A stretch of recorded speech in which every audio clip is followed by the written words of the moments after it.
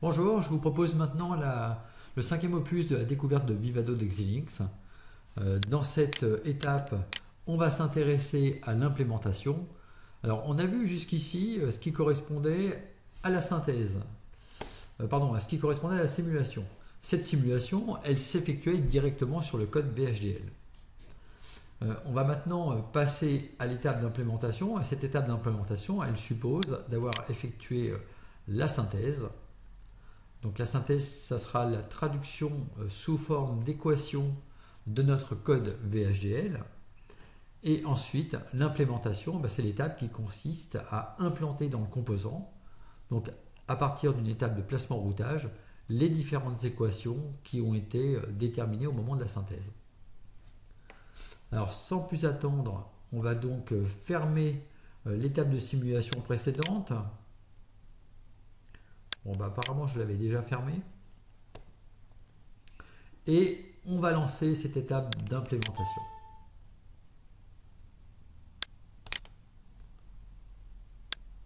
Donc il va générer la netlist. Cette netlist, il la génère également à partir de la synthèse. Alors ce sont des étapes qui peuvent être relativement longues.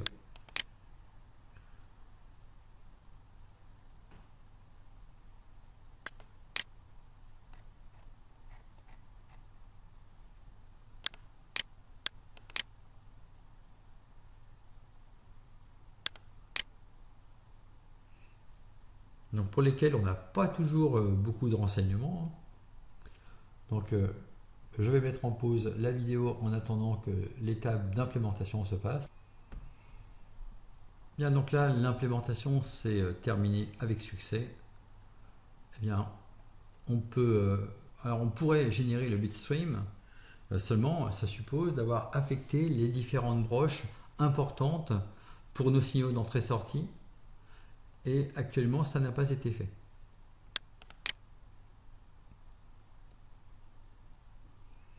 Donc là, j'ouvre l'implémentation et on va aller voir un petit peu ce qui a été fait.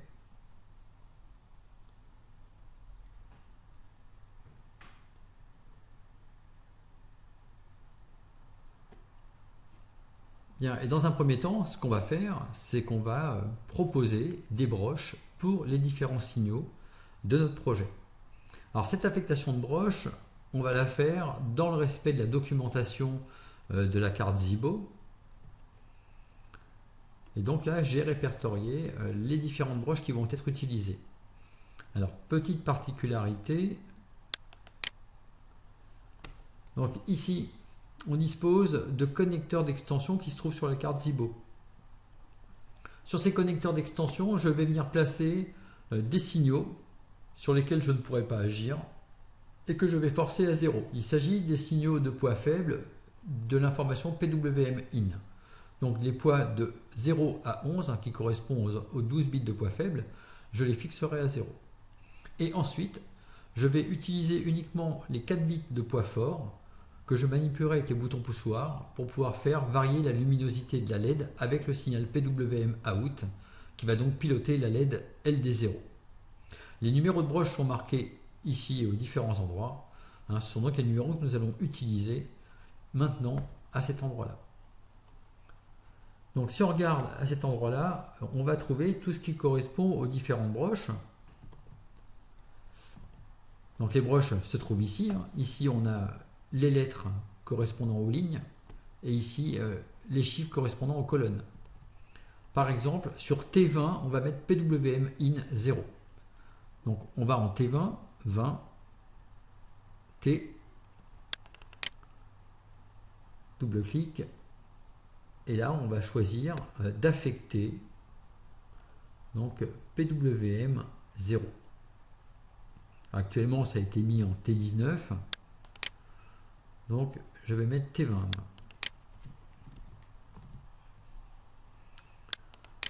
Pour la nature du signal, on va travailler avec du LVCMOS 33, c'est du 3,3 volts. Et comme ça, on va mettre l'ensemble des signaux, donc ça prend un petit peu de temps. Ensuite, on a U20.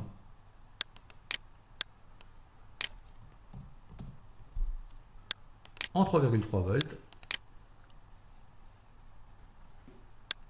Alors, petite information supplémentaire, Au niveau du pull-up, je vous rappelle que comme il s'agit d'un connecteur d'extension, on ne peut pas agir dessus. On va mettre un pull-down pour forcer la valeur à 0. Bon, alors je vous passe les détails. Il y en a un certain nombre. Je vais les rendre visibles ici. Et puis vous pourrez recopier une fois que je les aurai tous faits. Bien, donc là, j'ai fixé PWM in 0 jusqu'à 11, ce qui correspond aux 12 bits de poids faible. Donc ça, je vous rappelle que ça correspond à l'attribution qui a été faite ici, donc sur les connecteurs d'extension.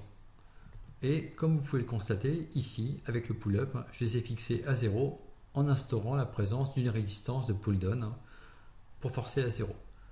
Le standard utilisé est du LVCMOS 3,3 volts. Alors ça apparaît dans la documentation explicitement. On voit ici par exemple que pour les boutons poussoirs, on est effectivement en 3,3 volts. Alors ces boutons poussoirs, on va les utiliser pour les 4 bits de poids fort. R18 pour PWM in 12. Ensuite P16. Donc c'est parti. R18 pour celui-ci. On est en 3,3 volts. Pas de résistance de pull-up cette fois-ci. Donc ensuite pour le 13, on est sur P16. Le standard c'est du 3,3 volts. Pour le 14 c'est V16 et ensuite on aura Y16. Donc V16 c'est déjà fait. On précise qu'il est fixé. On choisit le standard. Et on a dit Y16 pour finir. Et on fixe ça en LVCMOS 3,3. Évidemment, pas de résistance de pull-up pour ces 4-là, puisqu'on dispose d'un bouton poussoir. Bon, et ce bouton poussoir, il n'a pas besoin de résistance de pull-up. On a une circuiterie adaptée pour gérer les boutons poussoirs. On le fixe. Donc, l'ensemble du bus ici est fixé.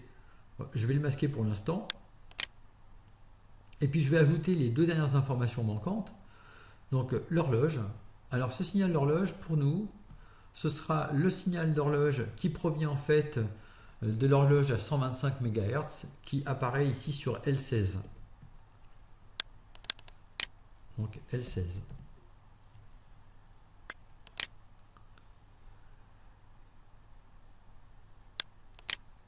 Et ce sera du 1,8 volts.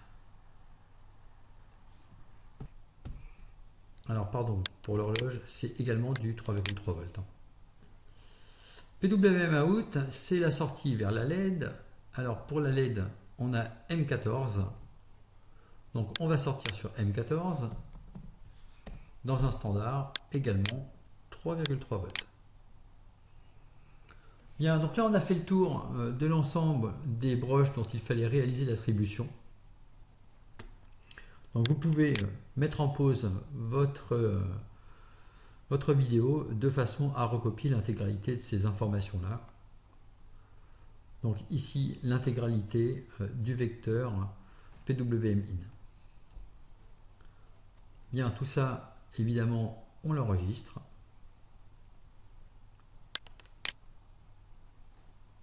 Alors on a également un fichier qui a été créé au départ, si vous vous souvenez, au tout début on a créé ce fichier XDC.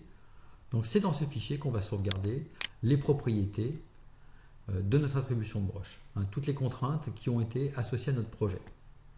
Alors pour tenir compte de ces contraintes, il faut relancer l'implémentation.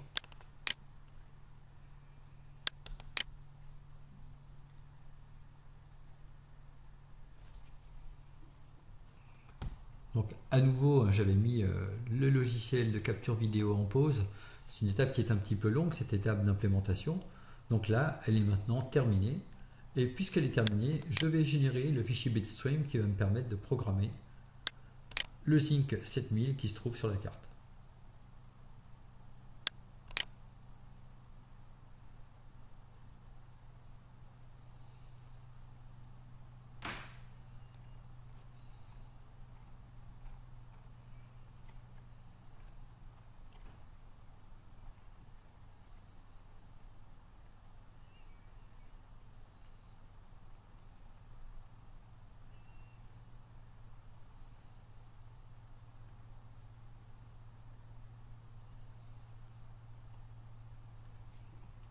Alors comme tout à l'heure, ça a pris un petit peu de temps, on a obtenu le résultat, donc le bitstream a été généré sans problème. On peut d'ailleurs voir le compte rendu ici dans la liste des messages, qui ont été tous affichés avec leur statut. OK. Donc on ouvre à nouveau l'implémentation. Alors c'est peut-être pas très important ici, je ferai ça plus tard. Et là maintenant on va programmer la carte, donc évidemment ça suppose que vous ayez une carte.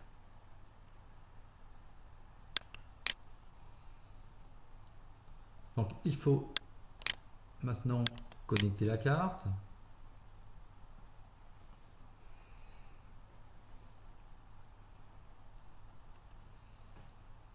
Donc la carte a été trouvée.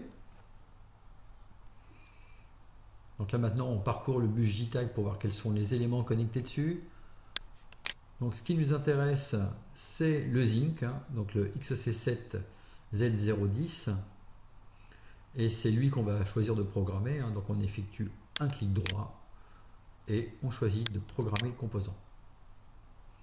Donc le fichier est proposé automatiquement, c'est le fichier bitstream qui a été généré tout à l'heure. Et la carte est programmée.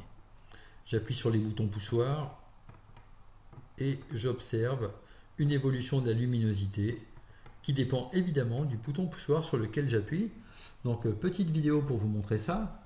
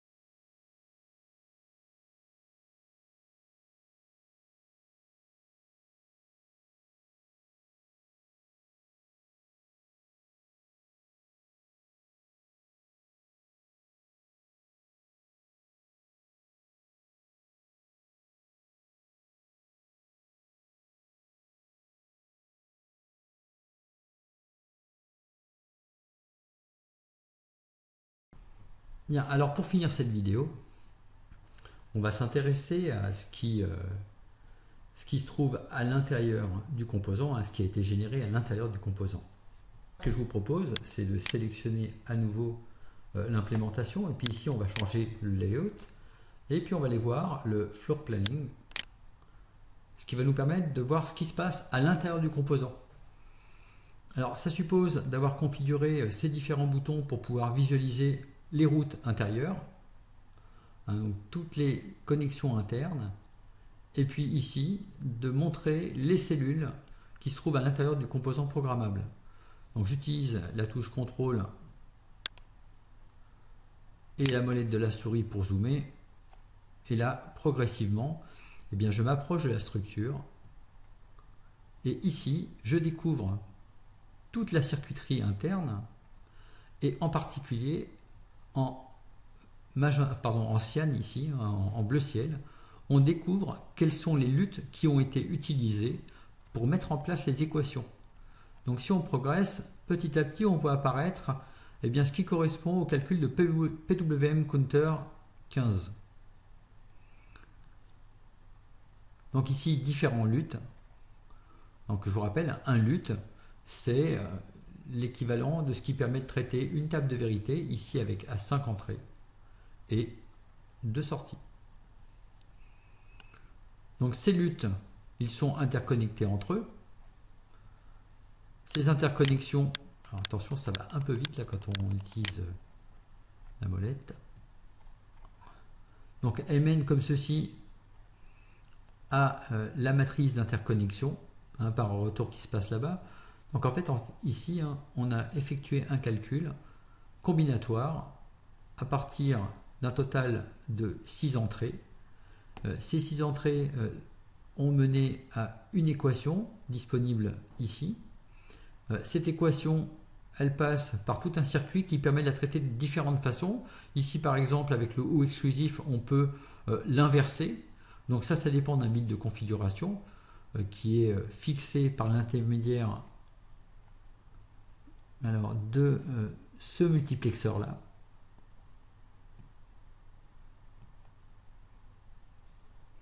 Si on poursuit, alors c'est pas toujours évident au niveau des zooms. Si on poursuit, on voit qu'à l'issue des calculs dans les différents LUT, il est possible de mémoriser les résultats dans une bascule D.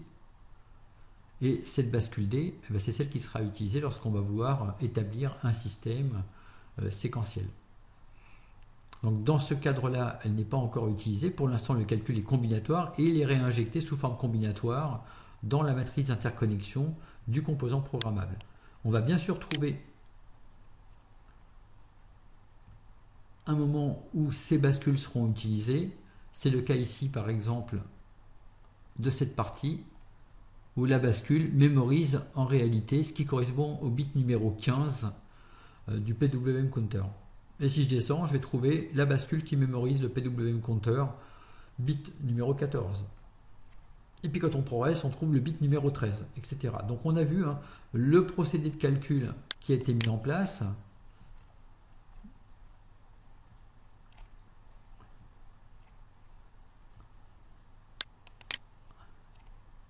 Donc le calcul qui se fait ici, et à un moment donné, la mémorisation qui s'effectue, et puis comme ça, bien on voit l'ensemble de la mise en place des équations. Alors je ne vais pas tout détailler, c'est pas franchement utile.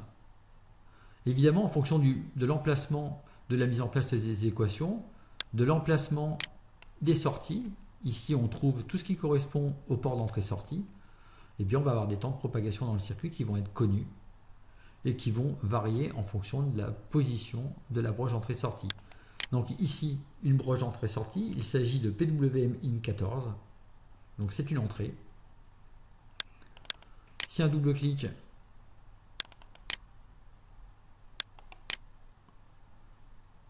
donc avec schématique, on va pouvoir voir l'ensemble du schéma qui permet le calcul de cette information-là, l'information PWM-OUT ici. Et ici, on voit PWM-IN 15 et l'usage qui en est fait par la suite. Donc ici, en fait, on a l'ensemble du schéma qui a été mis en place par les opérations de placement routage dans le circuit. Alors, ce qui m'intéressait, c'est de montrer plus en détail la cellule de sortie. Pour la montrer plus en détail, il suffit de zoomer dessus. Et là, c'est intéressant parce qu'on voit typiquement apparaître la broche, le pad. Ici, on trouve les résistances qui correspondent aux résistances de pull-up ou des résistances de pull-down.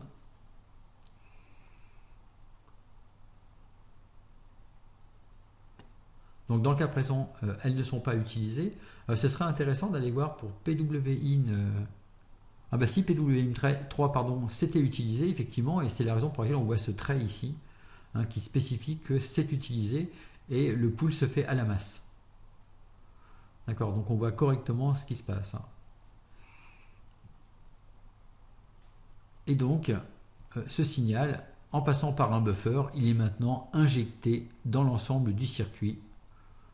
Alors c'est ce qu'on voit ici, on voit qu'on part dans la matrice d'interconnexion du circuit et on va donc aller vers la zone de calcul qui mènera donc au schéma qu'on a pu voir précédemment ici. Donc ça c'est le schéma uniquement pour le bus, mais tout à l'heure je vous ai montré en détail le schéma.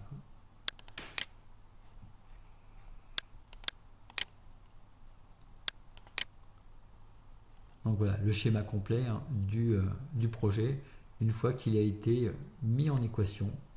Et ensuite on a eu la phase donc, qui correspondait à la première phase de l'avant-implémentation qui consiste à faire la synthèse.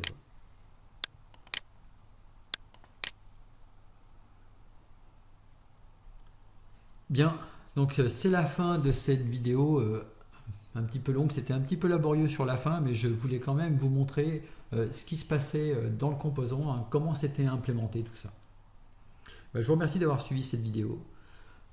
Pensez à gratifier la vidéo si vous pensez qu'elle vous a été utile, hein, si vous avez trouvé que c'était bien. Et je vous donne rendez-vous pour d'autres vidéos sur Vivado.